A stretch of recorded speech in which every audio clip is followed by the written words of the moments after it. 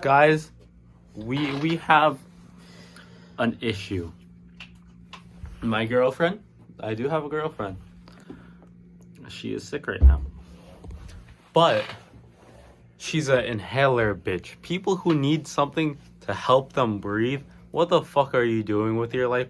Like, for real. Like, imagine, ooh, wow, I just ran like for 2 minutes and now I can't breathe? What the fuck? No, suck it up. Not that hard to breathe. See,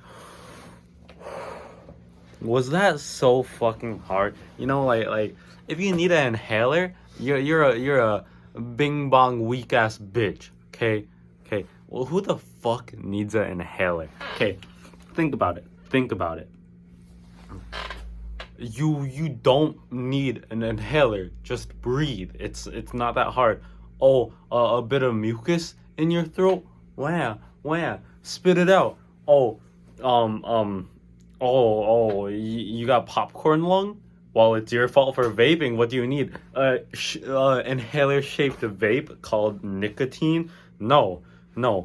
Just don't use an inhaler. What?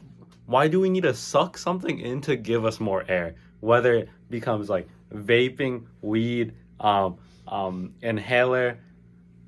The first two are valid, but the third one isn't. I'm just saying. If you need an inhaler, you're the problem. It's your problem. You're the fuck up. If you guys didn't know, you can like, comment, and subscribe. This is allegedly cringe satire. And all a joke, but it's also allegedly 100% me being serious. You guys can debate in the comments if I am, because I mean, half of you guys probably need an inhaler to breathe, so half of you guys are invalid for that. As you can tell, that's my girlfriend right there, and that's my best bud, Freg. I love Freg. Hey girlfriend, can you show me Freg?